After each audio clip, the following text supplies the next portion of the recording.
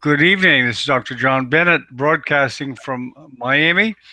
We have tonight Marion Holman and Shannon Hilbert from Wichita, Kansas. Shannon is a traumatic brain injury recovering patient, and this is her mom, Miriam Holman from Wichita. We're kind of going to go over the patient point of view of recovery as well as the patient point of view from the mother's side on the uh, on the recovery process of a patient with traumatic brain injury. Traumatic brain injury obviously can be a serious injury, and there's frequently extensive rehab and rehabilitation, and they're going to describe that. Good evening, Miriam. How are you tonight? I'm fine, thank you, John. How are you? Very good. Thank you for coming. And Shannon is behind the scenes over there, so she may jump in now and then.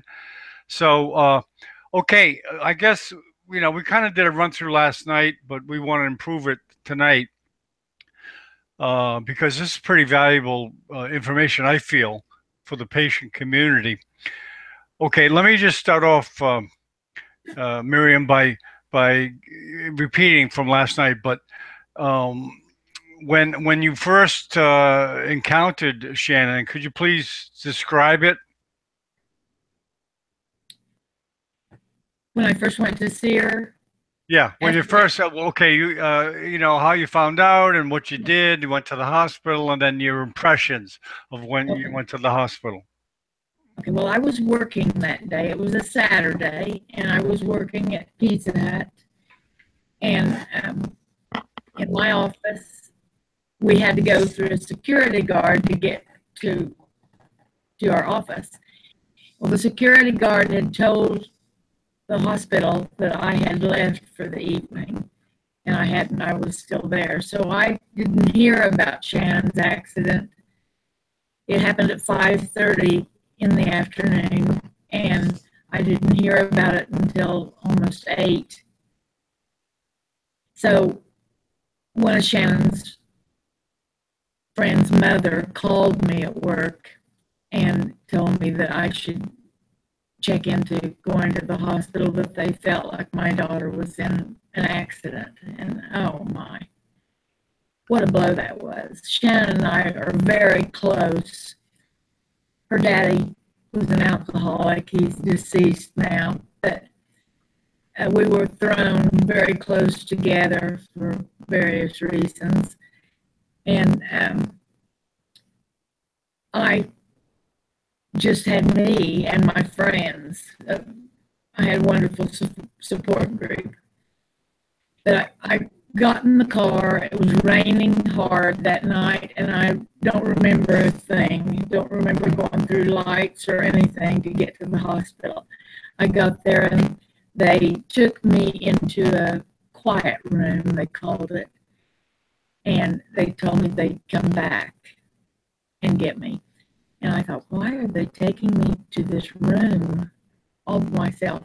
Well, my best friend arrived, and they brought her in, and she and I sat and waited until they came. We walked in the intensive care unit at St. Francis Hospital in Wichita, and I was just floored because her left eye was as big as a ping pong ball, and it was just blood red, protruding. And they had her on a breathing tube, of course, and she was on a rotating bed that moved back and forth and back and forth. They did that to prevent pneumonia. They had already gone in and done exploratory surgery to make sure she didn't have any internal bleeding. And I just didn't know what to do. The neurosurgeon was there, and he was very good, I'm sure.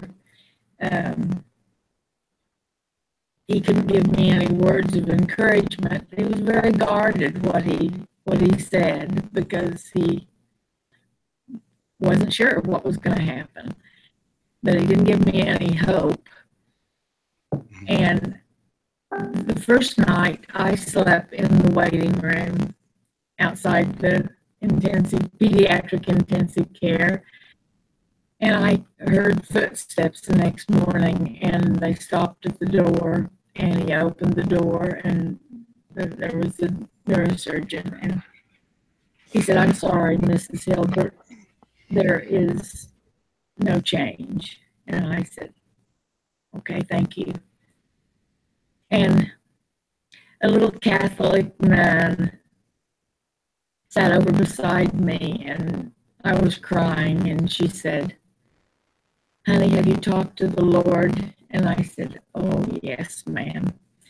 And she said, "Well, you just have to bother him and bother him and bother him, and one day he'll say, 'All right.'" Well, I've never forgotten her, and I never let it enter my mind but what Shannon would be okay. She had to be okay. And as time went on, well, you'd thought they closed Shannon's high school the next day because they all came, and there wasn't anybody in intensive care with pediatrics except Shannon, so they let the kids go in and see her to see if they could rouse her. She was sound asleep. And it was, I didn't know what to do. I called my brother, and he came up and he said, "Now remember, Miriam, when Jeff had that brain injury, he was in a coma for 7 days." And I thought, "Oh, Lord, I won't be able to take 7 days." And little did I know it was going to be almost 7 weeks. And they would take her off the rotating bed because it was very expensive. But they'd take her off of it, put her on a regular bed, and within hours they'd have to bring it back in because she would get the beginning of pneumonia. So, Okay, can I ask you a few questions? Sure. Yeah, I'm sure it was painful, and you didn't know how much recovery Shannon was going to do initially. So she was basically comatose for 7 weeks. Yes. Okay, and no reaction from her eyes or your voice or anything like that. No, not the neurosurgeon, Yeah, it must have. Wow, 7 weeks. I'm sorry. Go ahead. Ophthalmologist came in and told me that I might want to go out of the room because he was going to take some forceps and try to move her eyeball to see if it was fractured, if it was hooked on anything, or if it was free. And so I left the room, Okay. and he was able to move it, so it was okay. Okay. So what were the first signs that Shannon was waking up and recovering? Oh, golly. Well, actually, after 2 weeks in intensive care, they wanted to take her off the trach because they were afraid her was going to be damaging to her. Okay. So when did she begin kind of looking at you, recognizing you? That long ways away. Oh, okay. Well, so what were the first? She was She opened her eyes at 7 weeks, correct? 7 weeks. So, No. and was she following you around the room when you moved, or following your voice, or? That's correct. 7 weeks, and they decided that. I was with her in her room, and she acted like she wanted to sit up. Well, they had the posy belt on her, So I said, okay, let's untie this belt and we'll sit you up. So we did, and she sat up, and I handed her the comb, and she acted like she wanted it, and I kind of guided her hand, and I said, "Here, let's comb your hair." And she combed her hair, and then she was drooling a little bit, and I said, "Okay, Shannon, let's wipe your mouth." And she took the Kleenex from me and wiped her mouth, and I was just ecstatic because she understood what I was telling her. Okay. And then the nurse came down, and she got her up in a wheelchair, and they were brushing her teeth. And when she got through brushing her teeth, Shannon took the toothbrush and just flipped it over and hit the window. Mm-hmm. And she made no acknowledgement that she had hit the window, or it wasn't funny or anything. Mm-hmm. And okay, how long of a time period before they determined that they couldn't do much for her in the hospital and that she could go home? Could you describe her physical state when she went to go home? Yeah, that wasn't it. They were very excited about her and combing her hair and sitting up in bed. And that's when the doctor at he was a doctor at St. Joe, came over to St. Francis to evaluate her. And he said, "It's time, let's take her to rehab." So then we moved to rehabilitation at St. Joe Hospital. Okay, so you didn't go home, you went to rehab. Right. Okay. And the nurses, they were going to have a one-on-one contact with her. Somebody was with her round the clock. They didn't restrict her. Okay. How long was she in rehab? In the hospital? In the hospital, well, we took her there in January the 1st, I think. And I took her home in March the 19th. March. Took her home in March. Okay. Okay. Okay. Could you describe the types of rehab that she had in the rehab hospital, please? Sure. They got her up and was walking, and she just didn't want to quit walking. She walked and walked, and they just had to make her go rest. And they did all kinds of physical therapy, which was riding a bicycle or sitting or laying on a slant board for balance, and crawling on the floor and walking. Mm-hmm. And then in occupational therapy, it was throwing a ball like a volleyball against a wall, and it would hit the wall and come back to you, and you'd catch it. And they had her put on shoes and socks. Okay. And Okay. Was she interacting with people at that point? With the other patients? No, not other patients, but she was with the therapist. She got real close to one of the male patients. He was a dear. Okay.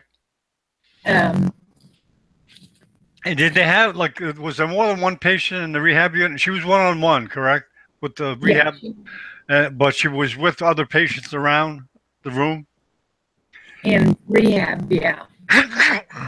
In physical rehab. Oh, okay. Okay, so she went. Okay, she was in the rehab for a while. For how long of a period did you say she was in rehab? A couple months. Yeah. Okay, and then she went home. Yeah. Has she improved in the various motor skills? Oh, Uh, absolutely. she improved a lot. Rehab helped her a lot. Absolutely. Yeah. Um, one time in recreational rehab, the nurse took her to Town East Shopping Center with a group of other kids that went with her. Hmm. And she wanted to get up out of the wheelchair. Hmm. And Cindy LaFleur was the recreational therapist. And she said, Shannon, why do you want to get out of the wheelchair? And she said, because people look at you funny. And Cindy said, well, they just don't understand what has happened to you. They're Hmm. not being, they're not Okay. being. So anyway, she said, I know. She said, I'll get out of the wheelchair and you sit in it and you see how they look at you. And Cindy said it is. It's amazing because Okay. Well, so she went home. Uh, and what kind of was the same type of rehab, but at home, or did they kind of alter the patterns of we went occupational 2 to 3 times a re- week to rehab to the hospital. And they spent at least 30 minutes with her each visit. And they got real close with Shannon because they had all worked with her since she woke up. Mhm. And when she was in, she didn't know who I was though. She Mhm. didn't think I was her mother. Okay. And she before she was speaking, I'm gonna backtrack a little. Before she was speaking, when she held a glass up to her mouth like she wanted to drink, and I said, "Do you want a drink of water?" And she nodded, and I gave her a little drink of water, and she went, "No, no." And so I said, "Well, what is it you want?" We want water, and she looked around and she found a piece of paper and a pen, and she wrote POP and underlined it, like she was real aggravated with me. Hmm. And so we got some pop. Okay. Okay. Okay. So at home, did Shannon actually progress faster at home than rehab, or the same essentially? She just basically gradually recovered in all the motor, the speech, and the occupational. Did she speed up in her rehab at home, or is the same rate, or slower? The homebound tutor came twice a week, and he counseled her in all of her studies. And um, he had her working algebra in 2 weeks. And he said, Okay. "No, you can wait as long as you can wait before you go," because we had to go before the psychologist teacher, and she was going to give Shannon a test to see if she could go into mainstream studies or if she had to go to special ed. Okay. And we went to her home, and I sat in the living room and I could hear them talking in the kitchen, and she was giving her questions and she'd answer and give her another question and she'd answer. And when they got finished, she come in with Shannon and she said, "Miriam," she said, "this just doesn't happen." Hmm. And I said, "What doesn't?" And she said, "Well, she's just amazing." She said, "She's answered all the questions that I gave her."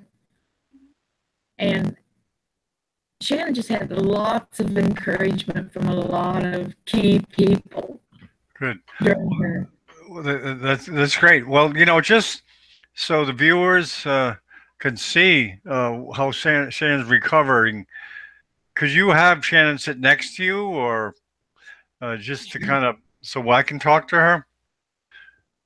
So the people get an idea of exactly where Shannon is at today. I don't think Shannon was planning on being on TV. Okay, okay. Well, that's okay. Well, basically, now, well, I guess we can both describe Shannon's physical condition now. Now she's awake, alert. She moves everything okay. She talks, carries on conversation. And I'm sure there's some memory problems. I think Shannon's even mentioned that. So, what kind? How would you describe the problems that Shannon has today, as far as her motor function, her memory, her speech, etc.? How would you describe her today? The only problem that I see her having is sometimes she has trouble coming up with a word. Okay. Has a little bit of, I think you call it aphasia, Okay. and that aggravates her. It aggravates all of us. Sometimes I can't come up with a word, Okay. but it's not severe. She does a radio show the third Thursday of every month on traumatic brain injury, and people call in and talk to her, and Okay. she's just real.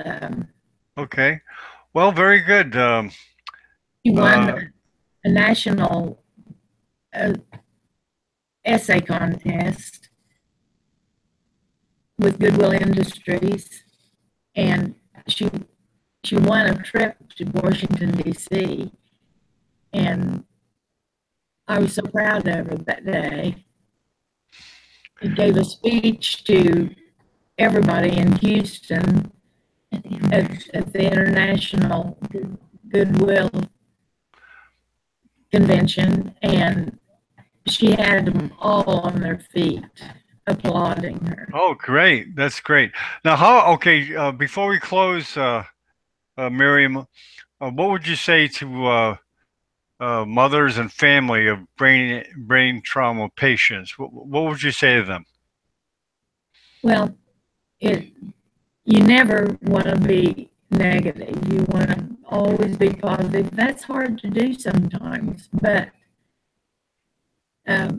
one of the nurses said that she said she cannot say enough how important family interaction is to their recovery.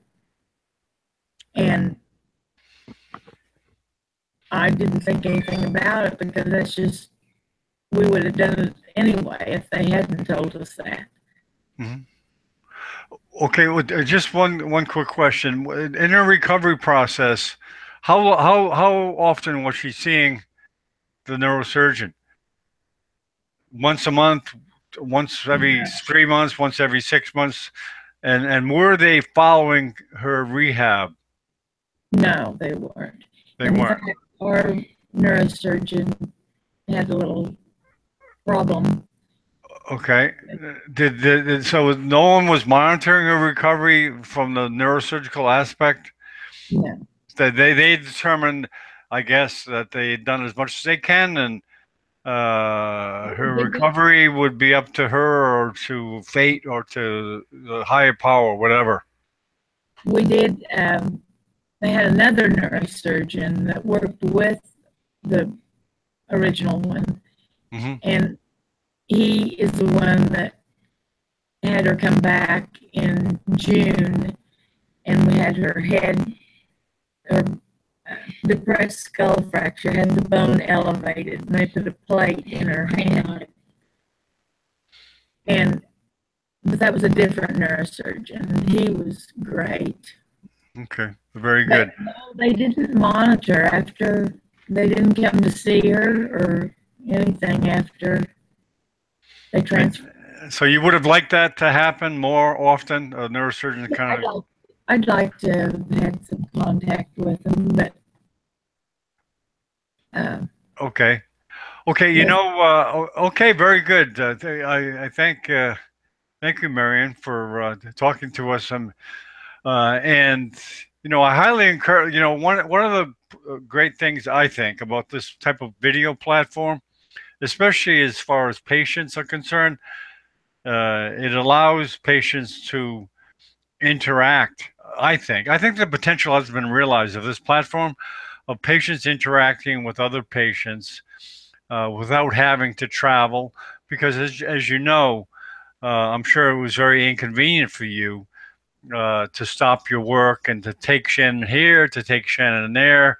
And I think this platform can be utilized in the future for patient support, for patients talking to other patients from their home, from their computer, and to also to hear people like you talk about it without having to travel across town. Oh, I think it's wonderful.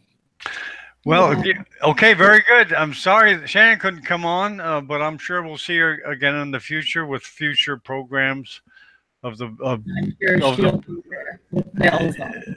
yeah. Wichita, home of the a lot of cattle there. Like how we got a heck of a basketball team. Oh, that's right. Basketball and something I know nothing about. Okay, okay, very good, Miriam. Thanks a lot again, and we wish you good health and continuing recovery for Shannon. So I'll wrap Thank up you. right now. Thank you very much. Thank you, sir.